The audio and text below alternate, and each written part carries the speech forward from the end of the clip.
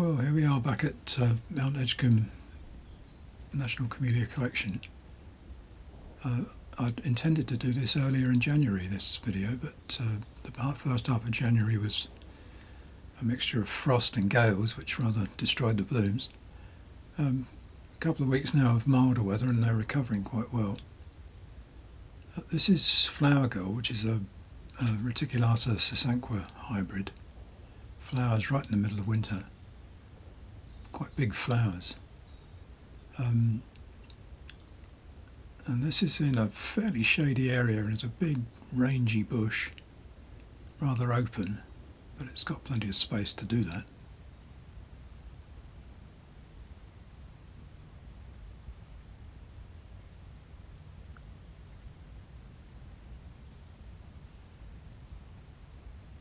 This one, on the other hand, is in a much more open situation, better light and much more exposure. It's had to be pruned fairly hard because it's quite close to other bushes and they would get overcrowded otherwise, but it's still flowering pretty well in spite of being pruned pretty hard about a year or so ago.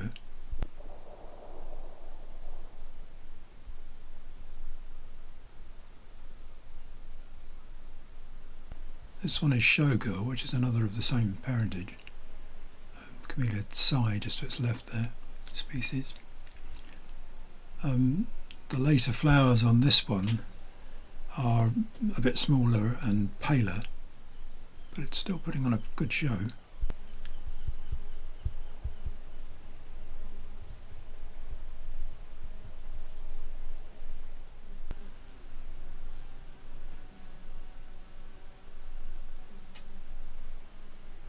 This is Camellias. You can see the buds just about to break. So this will be a mass of tiny little white scented flowers. Rather elegant foliage. Just up from that is one called Yoimachi. This might well take the prize for the longest flowering season. This has been flowering for 2 or 3 months now, and has still got buds to come. Light scent as well. And then moving on down from there, down into the amphitheatre, the lower amphitheatre, overlooking Plymouth Sound. There's a Japanese section at the top end of there, and this is a variety called Adelina Patti. Fairly small single flowers, pink with a white margin. Pretty thing.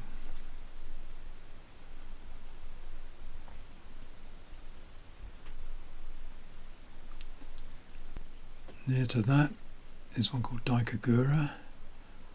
Take 2. Groom it a little, remove the dead flowers.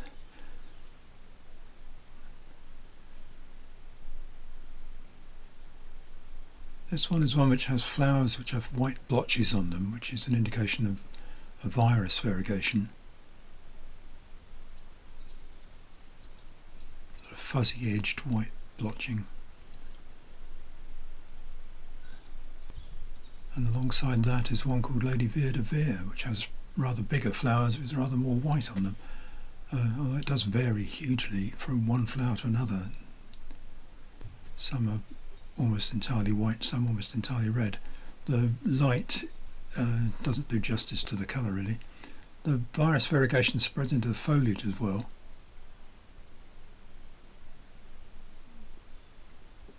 Now one I need a bit of help with here.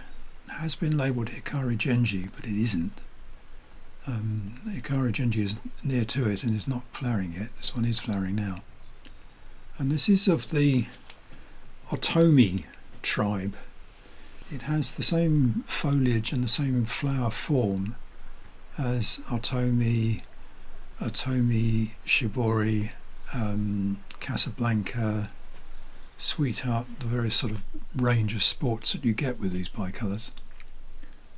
Bit of a rosebud centre there to begin with, and then it opens out to this frilly centre, wavy edged petals. And I can't find a name for a flower coloured like that in this group. This is Sweetheart, which is another sport from the same parent, pale pink, and a very lovely thing. So you can see the same wavy edge petals, same sort of confused middle rosebud centre to begin with.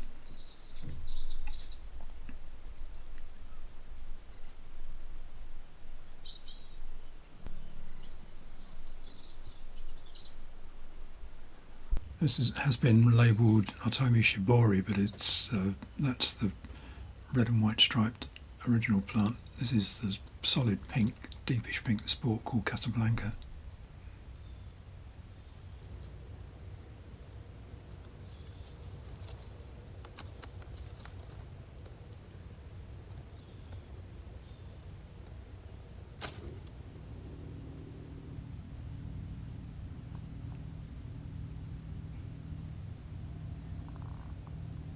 So anyway, I need a name for this. It's a lovely thing. It deserves a lovely name. I'm sure there must be one out there somewhere. The Higo camellias are a particular subgroup of the japonicas from Japan, characterised by these sort of simple flowers with a very prominent cluster of stamens in the middle, generally flared. This is one called Gosho Zakura. It's a lovely grading of the colouring. A different form of variegation. There aren't all that many sort of properly chimeral variegated foliaged camellias. One called Kinseke. Flowers are a little unspecial.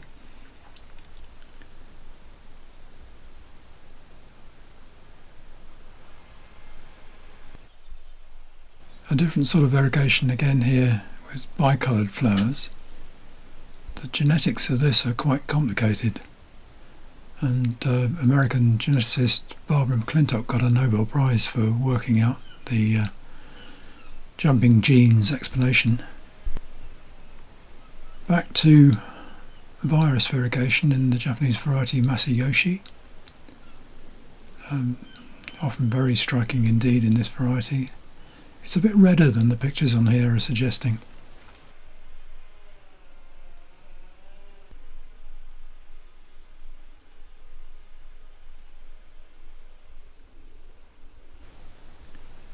And then moving out of the Japanese section, this is an American big flowered thing, beautiful white, love light. If you wanted a large growing, large flowered white, you wouldn't do better than this. I don't know that the whites spoil any more readily than any other colour, but a brown mark shows up much more on a white background than on a red.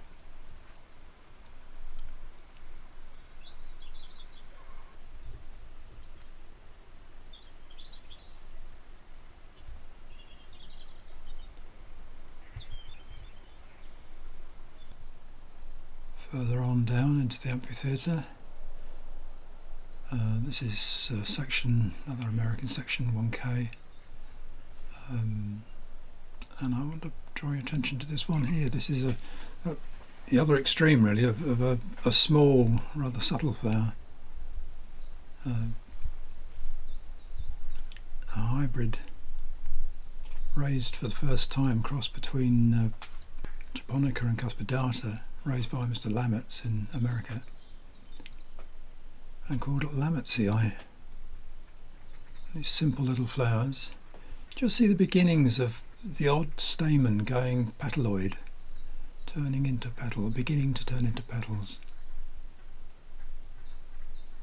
Some years you get more of that than others. Tends to be a characteristic of cooler climates.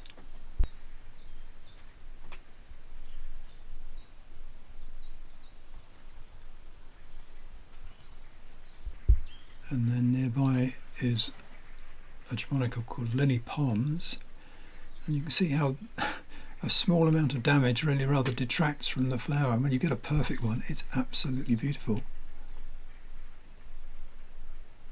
You just don't get very many perfect ones, or they don't stay perfect for very long, which is a shame.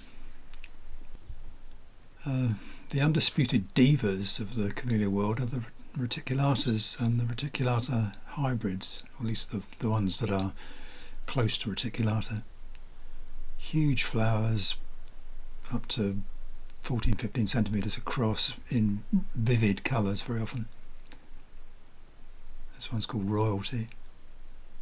Always puts on a fabulous show. Slightly redder than the pictures suggest.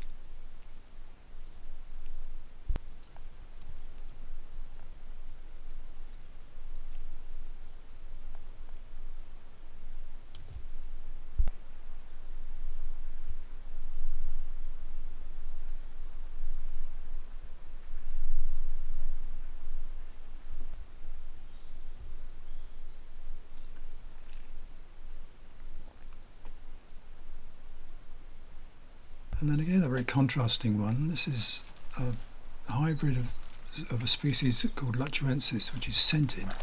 So these small flowers, when you get a lot of them, are sweetly scented. It's trussed up in wire because this is a particularly bad bit for the deer. I think it must come down at night. This is another new or relatively newly planted area, an extension to one of the Australia and New Zealand areas. The wire has been removed from these, but they were all trussed up to begin with. And a variety here called Snippet, which is a Petardii derived thing. Very pretty. Another Australian one called Matty Cole. Very large, flat, red flowers, redder than that, with a big boss of stamens in the middle, and a low spreading bush, much wider than it is high, which is unusual in camellias.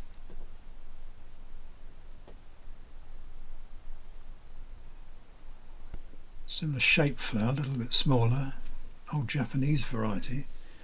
This I have relabelled from Devonia, from Amabilis, from Alba Simplex. It seems to masquerade under any other name but its own. But this is an old Japanese variety. The flowers open out flat, the stamens are flared, and they're completely separate right to the base, which distinguishes it from most of the others whose names it seems to carry.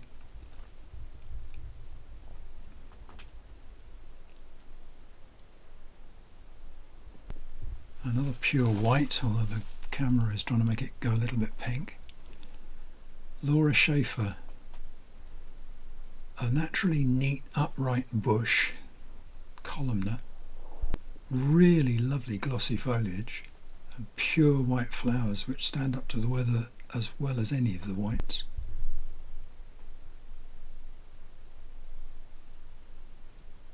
Ought to be much more widely known and grown than it is, but that's true of so many of the varieties here. Donation, of course, is widely known and widely grown, probably the most widely grown variety of all in the UK. One of the earlier williamsii hybrids. I think Masayoshi was one of the parents of that, actually. And certainly deserving of its popularity, no doubt. Not anywhere near as well known, in fact barely known at all, is this one, which is called Fiona Colville, which as far as I'm aware is the only sport that Donation has ever thrown. It's exactly the same as Donation in every respect, except that the flowers are a darker pink.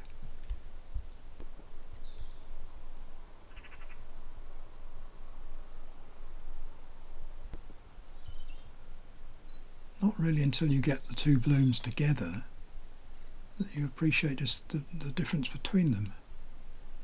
There we are, Donation on the left, Fiona Colville on the right.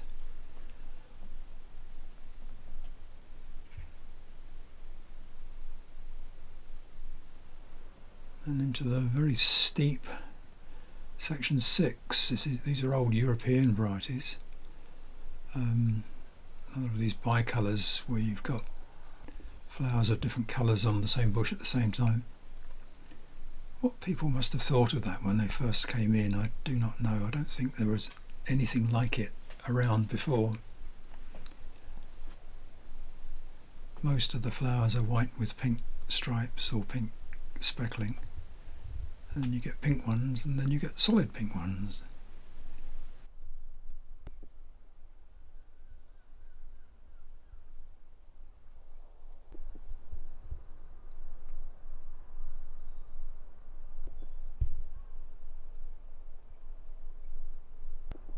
In the same area as this bush, one of 4 plants of this variety, under 2 different names, neither of them right. It's looking a little bit pinker there than it looks in the flesh. It's sort of mainly white ground with pink markings on it. These are anemone flowered blooms, and I don't know what this is. It's very like another variety in the collection called Press's Eclipse, so it might be another of Mr. Press's very early raisings, but I don't know. It's thrown a solid pink pair of blooms this year, which it's not done before. This one, much more modern variety. This is Mark Allen. It's a little bit more sort of orangey red than that. But the thing that marks this one out is that the blooms, the individual blooms, last so well, so that the display that it puts on is good. And these quite distinctive sort of starry, spiky flowers. This is a relatively old Australian variety called Lorry Bray, and this is a lovely thing. Soft pink flowers in subtly different shades across the bush.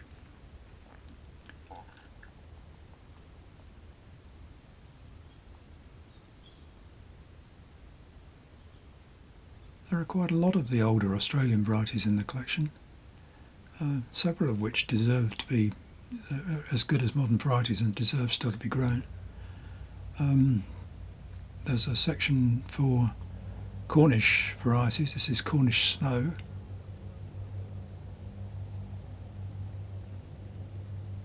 And this is a pretty graceful bush. These small single flowers. And then on the opposite side of the path there, the Duchess of Cornwall, which was raised by Gillian Carlyon at Tregrayan Garden back in the day. williamsii hybrid. And lovely.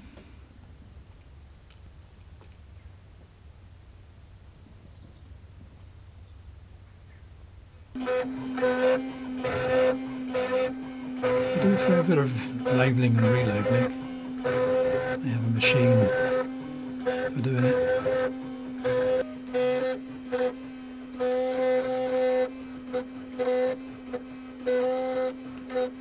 So the misspellings are mine, if there are any. There are, occasionally.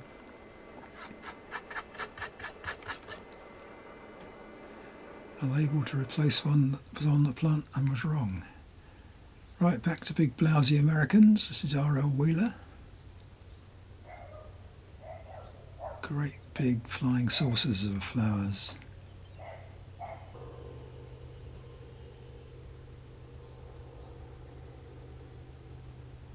Bit of a stunner. And next door to that is one that's got, or had a label on it that said Eleanor Martin. And it's become, it used to be solid red, and it's now become infected with virus. And it's one of the peculiarities of camellias that you can infect a plant with a disease which causes the flowers to go strange colours, and then you can register that as a new variety.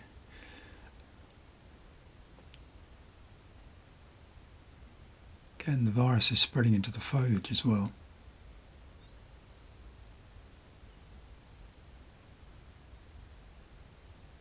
I have mixed feelings about virus-variegated camellias. Anyhow, I relabeled it.